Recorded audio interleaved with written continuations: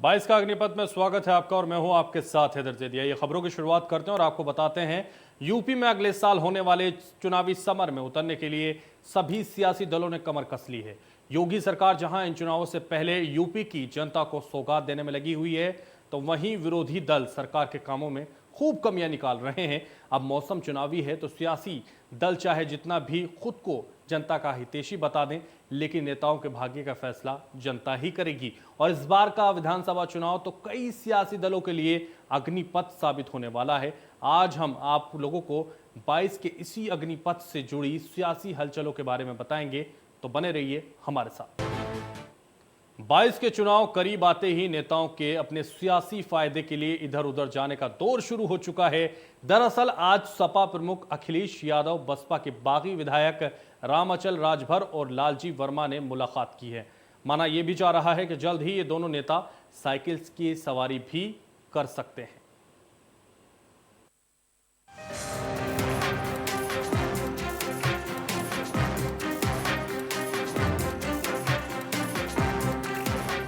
चुनावी मौसम में लखनऊ में बढ़ी सियासी हलचल।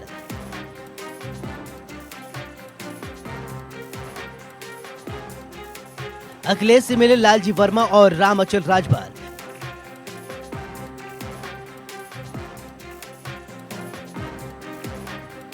क्या साइकिल पर सवार होंगे बसपा के बागी?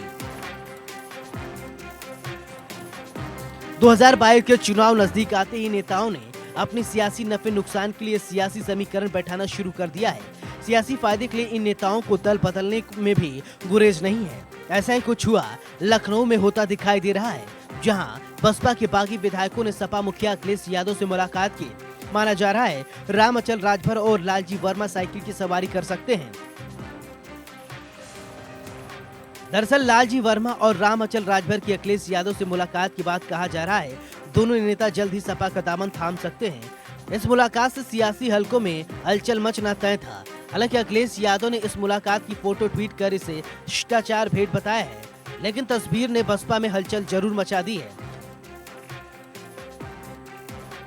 बहुजन समाजवादी पार्टी ने पूर्व कैबिनेट मंत्री लालजी वर्मा के साथ ही रामअचल राजभर को पिछले साल अक्टूबर में पार्टी विरोधी गतिविधियों के चलते बाहर का रास्ता दिखाया था।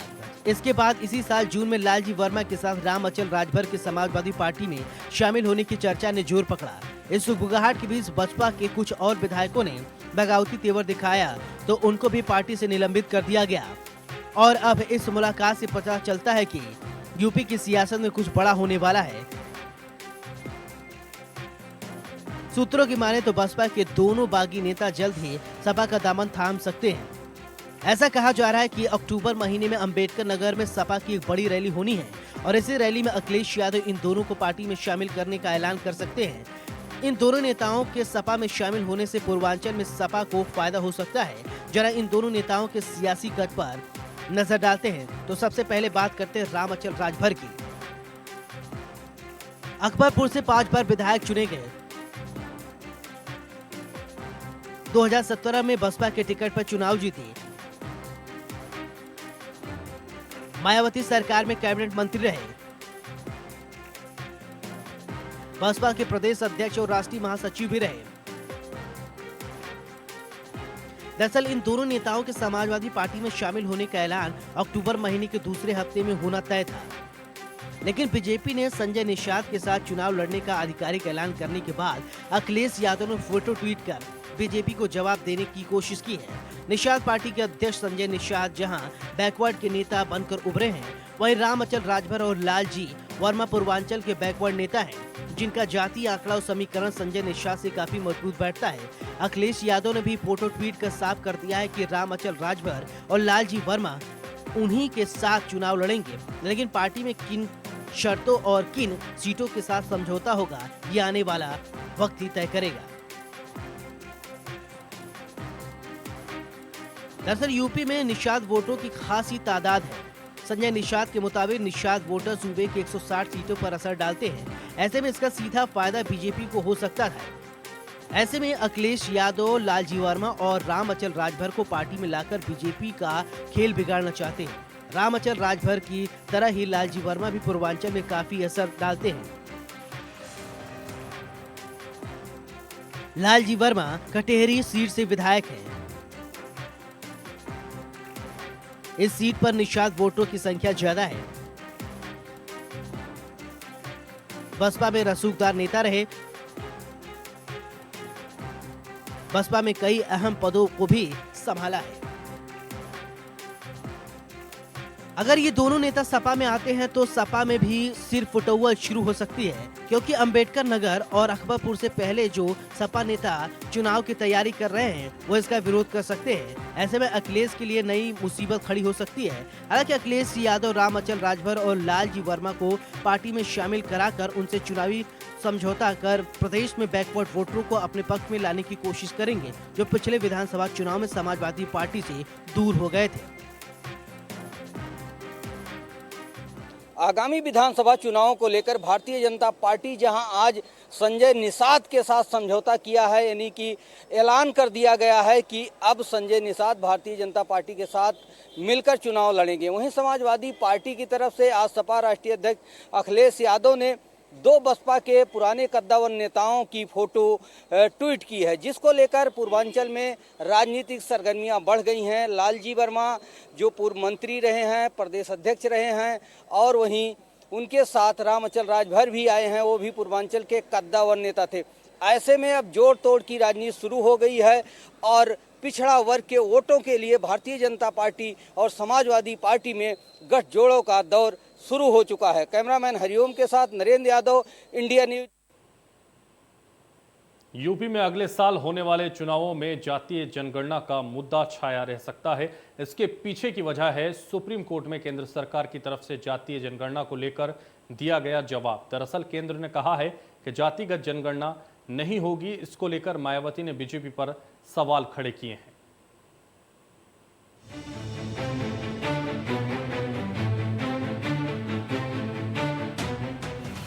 यूपी में 2022 में होने वाले चुनाव में ओबीसी जनगणना का मामला तूल पकड़ सकता है।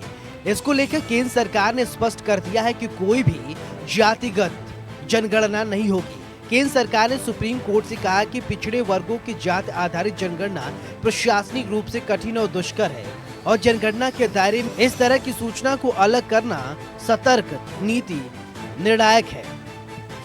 केंद्र सरकार के इस फैसले का असर यूपी की राजनीति पर दिखने भी लगा है।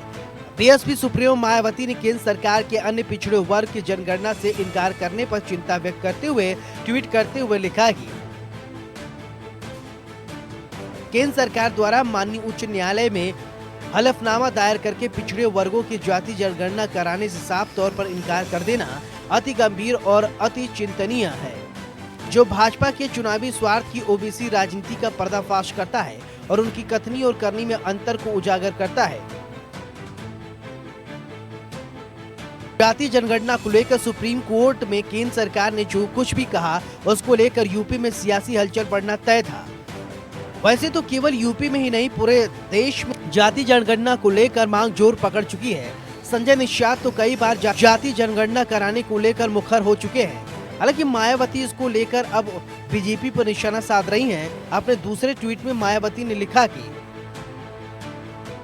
एससी व एसटी की तरह ओबीसी को भी जाति जनगणना कराने की मांग पूरे देश में काफी जोर पकड़ चुकी है, लेकिन केंद्र का इससे साफ इनकार पूरे समाज को उसी प्रकार से दुखी व भविष्य को आघात पहुंचाने वाला है, जैसा कि नौकरियों में इनके बैकलॉग को न भरने से लगातार हो रहा है। चुनाव को देखते हुए बीएसपी ने काफी पहले ही ब्राह्मण सम्मेलन की शुरुआत कर जाहिर कर दिया था कि पार्टी इस बार उन्हें 2007 की तरह तवज्जो मिलने जा रही है। आने वाले समय में टिकट वितरण से ये तस्वीर और साफ हो जाएगी। पार्टी ब्राह्मणों के अलावा काफी संख्या में मुसलमानों को भी टिकट देकर चुनाव में उतार सकती है। वहीं 87 रिजर्व सीटें SC/ST के खाते में जानी है। इसके अलावा कुछ और सीटों पर भी उन्हें टिकट मिल सकता है। इस तरह बीएसपी इस चुनाव में ब्राह्मण मुस्लिम दलित फॉर्मूले के साथ उतरेगी। वहीं सुप्रीम कोर्ट में केंद्र सरकार के जवाब को लेकर कांग्रेस बीजेपी पर हमलावर हो गई है। कांग्रेस ने आरोप लगाया है कि बीजेपी को ओबीसी का वोट तो चाहिए, लेकिन जनगणना नहीं करवानी है। भारतीय जनता पार्टी को और संघ को पिछड़ों से इतनी नफरत क्यों है? क्यों वो जाति जनगणना में उनका कॉलम नहीं रखना चाहते हैं? समझ से परे है ये बात। भारतीय जनता पार्टी को पिछड़ों के वोट तो चाहिए, लेकिन उनको अधिकार नहीं देना चाहती। जाति जनगणना से होगा क्या? समाज में उनकी स्थिति पता चलेगी। और ये तो आपके घोषणा पत्र में भी था। जिस तरीके की आपकी कथनी और करनी में फर्क है, आदरणीय मोदी जी, आदरणीय योगी जी, जनता सब देख रही है। भारतीय जनता पार्टी का और आरएसएस का असली चेहरा पिछड़ों के सामने आ गया है। इस पार्टी के 50% से ज्यादा ओबीसी के सांसदों को विद्रोह कर देना चाहिए। दरअसल आजादी के बाद जब 1951 की जनगणना की तैयारी हो रही थी, तब भी जाति आधारित जनगणना की मांग उठी थी, लेकिन एक तरफ पटेल ने इसे यह कहते हुए नामंजूर कर दिया था कि ऐसा करने से भारत का सामाजिक ताना बाना टूट जाएगा। फिलहाल केंद्र सरकार ने सुप्रीम कोर्ट में जो भी कहा है, उसका असर यूपी में होने वाले विधानसभा चुनाव पर जरूर पड़ेगा। Bureau report, India news, Uttar Pradesh, Uttarakhand. बरहमलीन महंत वेदानाथ की 7वीं पुण्यतिथि पर महाराजगंज में एक कार्यक्रम का आयोजन किया गया और इस कार्यक्रम में सीएम योगी आदित्यनाथ के साथ रक्षा मंत्री राजनाथ सिंह भी शामिल हुए। सीएम योगी और राजनाथ सिंह ने चौक बाजार महाराजगंज में महंत वेदानाथ की प्रतिमा का अनावरण भी किया।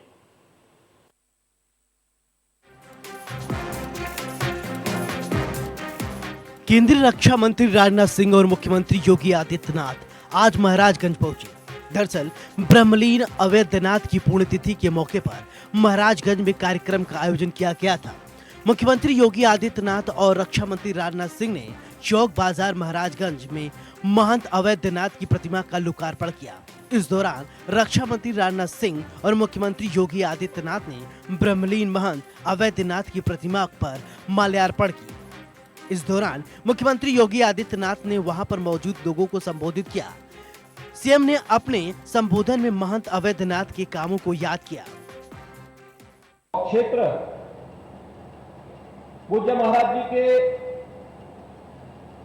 यहां पर धार्मिक, आध्यात्मिक और सेवा के इन सभी कार्यों से नजदीक से जुड़ा रहा है। जब इस क्षेत्र में शिक्षा का कोई केंद्र नहीं था, तब 1950 के दशक में अपने पूज्य गुरुदेव ब्रह्मलीन महंत दिग्विजयनाथ जी के नाम पर यहां पर उन्होंने दिग्विजयनाथ इंटर कॉलेज की स्थापना की थी। मैं देखता हूं इस इंटर कॉलेज से निकले हुए छात्र जीवन के अलग अलग क्षेत्र में जाकर के वहां पर यहां की रोशनी को बिखेरने का कार्य कर रहे हैं। वहीं मुख्यमंत्री योगी आदित्यनाथ ने साल 2014 से पहले देश के हालातों पर बोलते हुए कहा कि मोदी सरकार के आने से पहले कहीं भी बम फट जाता था, देश की सरहदें सुरक्षित नहीं थी, लेकिन मोदी सरकार में देश सुरक्षित है। आंतरिक सुरक्षा का मामला रहा हो या बाह्य सुरक्षा का मामला, जब मर्जी आती थी तब प्लेन हाईजैक हो जाता था, जब मर्जी आती थी ट्रेन हाईजैक हो जाती थी, जब मर्जी आती थी विस्फोट करके निर्दोष नागरिक मार दिए जाते थे, जवान शहीद होते थे। और जब जिस देश की मर्जी आती थी वो भारत के अंदर घुसपैठ कर लेता था। लेकिन भाइयों बहनों, प्रधानमंत्री मोदी जी के नेतृत्व में नए भारत ने अपना जो तेज दिखाया है, आज वो दुनिया के अंदर भारत के जज्बे को प्रदर्शित कर रहा है। वहीं इस कार्यक्रम में मुख्य अतिथि के तौर पर पहुंचे रक्षा मंत्री राजनाथ सिंह ने भी महंत अवैधनाथ के कामों की तारीफ की। महंत अवैधनाथ जी की प्रतिमा के अनावरण के अवसर पर लोग बैठे हुए हैं, स्थित यहाँ पर बैठे हुए हैं। यह दर्शाता है कि भारत की सनातन यानी नित्य नूतन और चिर पुरातन जो संस्कृति है उसके प्रति भी आपकी आस्था है, और साथ ही साथ आपकी नाथ संप्रदाय के प्रति आस्था है, और आप पूज्य महंत अवैधनाथ जी के प्रति भी आप सबकी आस्था है। दरअसल ब्रह्मलीन गोरक्षा पीठेश्वर महंत अवैधनाथ जी के जीवन में दो ही सपने थे।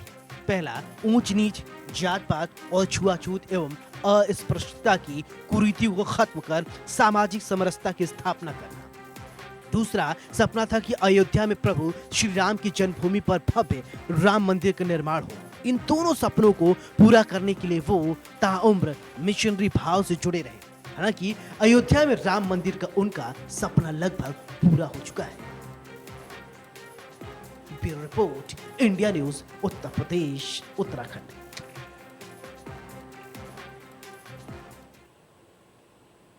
तो फिलहाल 22 के अग्निपथ में बस इतना ही। दीजिए मुझे इजाजत और आप देखते रहिए इंडिया न्यूज।